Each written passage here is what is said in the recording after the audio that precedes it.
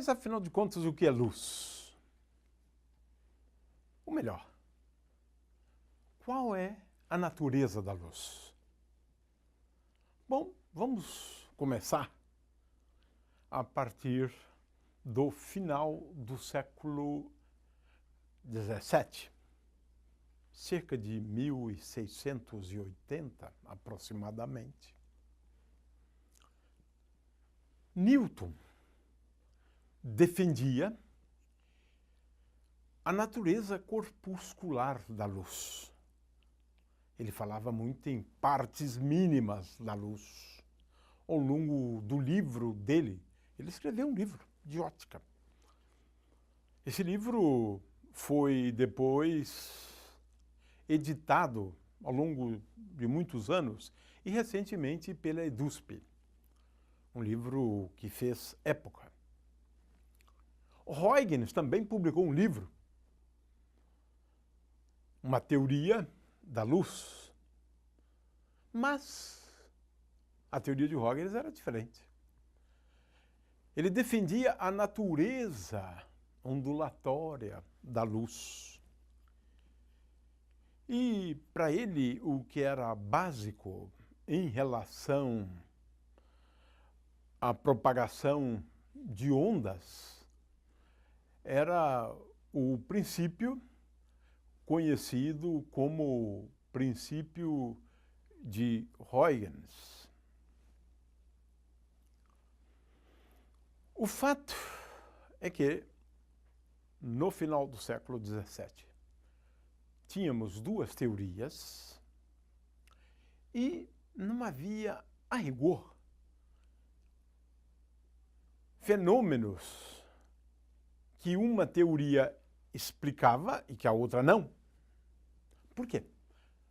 Os fenômenos da reflexão e da refração, propagação retilínea da luz, esses fenômenos podem ser explicados muito bem com uma teoria ou outra. De forma que, num primeiro momento, como Newton era considerado o grande gênio da história da humanidade, a teoria de Newton ganhou força. E isso ao longo de um século, praticamente. Eis que ocorre uma reviravolta por conta de resultados experimentais. Thomas Young bolou uma experiência que ficou famosa. Ele ganharia naquela época certamente o prêmio Nobel. É uma experiência simples, conhecida como experiência de duas fendas. A ideia dessa experiência é simples. Luz incide numa superfície plana contendo duas fendas. É a famosa experiência das duas fendas. Uma fenda aqui, uma fenda ali, e a luz pode passar por essas duas fendas. Ora, a ideia agora é o seguinte: ao atingir este ponto, é como se tivéssemos aqui uma fonte. Depois nós vamos discutir o fenômeno da difração, onde a gente trata isso de um outro jeito. E aqui uma outra fonte.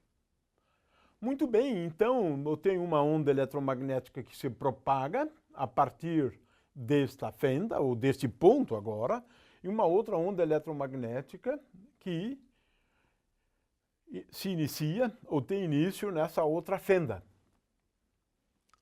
Ora, se de fato a luz exibe uma natureza ondulatória, então ocorre o fenômeno da interferência. Quando eu tenho aqui um anteparo, ao longo do anteparo você tem, de acordo com a teoria ondulatória, regiões nas quais você tem máximos de intensidade e mínimos de intensidade. Formando um padrão conhecido como padrão de interferências, franjas, várias franjas aqui. E não é que o Young observou exatamente isto? Bom, é claro que a luz tem uma natureza ondulatória. E aí todos se convenceram. E mais ainda, Fresnel propôs também outros arranjos para se verificar o fenômeno da interferência e também procurou explicar uma outra coisa, que é a difração da luz, quando ela passa agora só por um orifício, né? Só por um orifício. A luz incide, passa por esse orifício e vai agora produzir um padrão típico, né, de difração.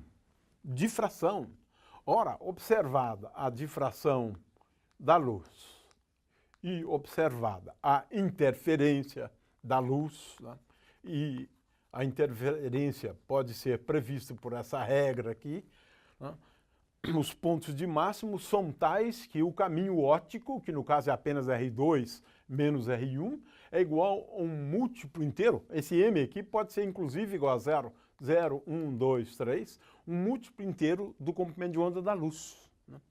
Então, temos aqui a interferência e a difração da luz, dois fenômenos ondulatórios. Portanto, ninguém mais quis saber da teoria corpuscular da luz. E agora, uma outra novidade, né? Agora, cerca de 50 anos depois de Young e de Fresnel, né? Cerca de 1863, né? A teoria de Maxwell. Teoria de Maxwell. Ora, a teoria de Maxwell deu total força à teoria ondulatória da luz. Por quê? Maxwell previu a existência de ondas eletromagnéticas. E ele mesmo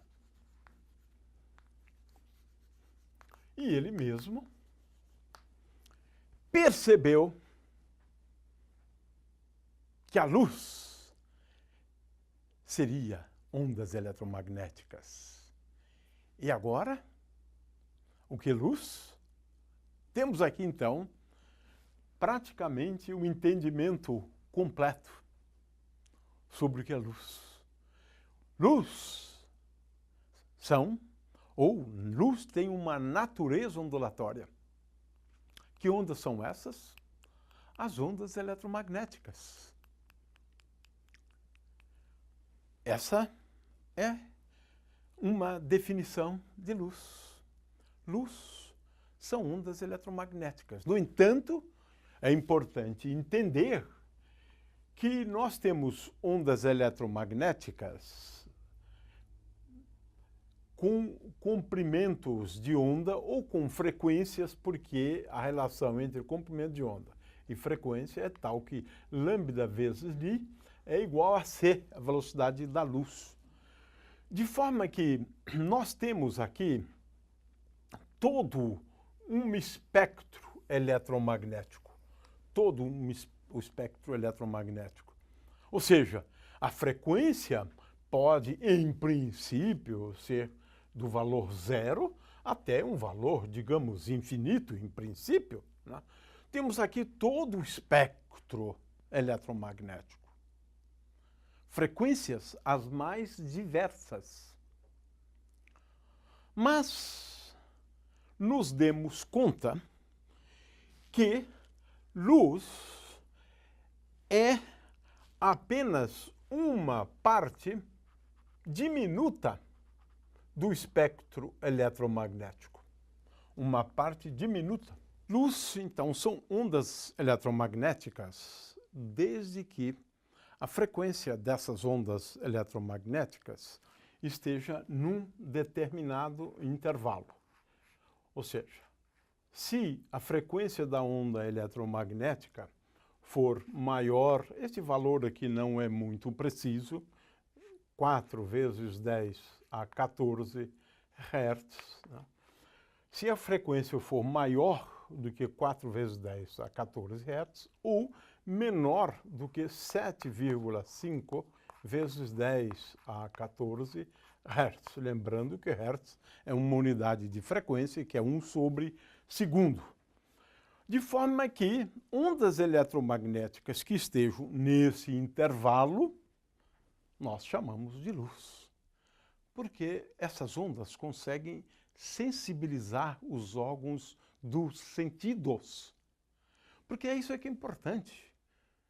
Nós só vemos essa parte do espectro eletromagnético, que não é grande coisa, não. Veja, eu tenho uma frequência, eu consigo enxergar, sensibilizar os órgãos dos sentidos, da visão, para frequências que é aproximadamente o dobro desta. As ondas eletromagnéticas com frequências maiores do que esta, logo em seguida, são, ou nós chamamos de radiação ultravioleta, porque essas frequências aqui estão associadas à cor violeta. E as frequências imediatamente inferiores a esta aqui, nós chamamos de radiação infravermelha, ou ondas eletromagnéticas infravermelhas, de forma que podemos, então, acima dessa frequência, chamar essa radiação de ultravioleta e essa de infravermelha. O fato é que, depois de Maxwell, entendemos que a luz é composta por campos elétricos e magnéticos que oscilam um perpendicularmente ao outro e que se propaga essa onda ao longo de uma direção, que é uma direção perpendicular tanto ao campo elétrico quanto ao campo magnético. Ou seja, a partir de Maxwell, nós entendemos o que se propaga na onda. Temos campos elétricos e magnéticos se propagando sob a forma de uma onda eletromagnética. E é isso que é essencial. Esse é, então, o nosso entendimento à luz da teoria ondulatória. Luz são ondas eletromagnéticas, desde que a frequência dessas ondas estejam nesse intervalo diminuto aqui. E essa é uma definição hoje do que é luz.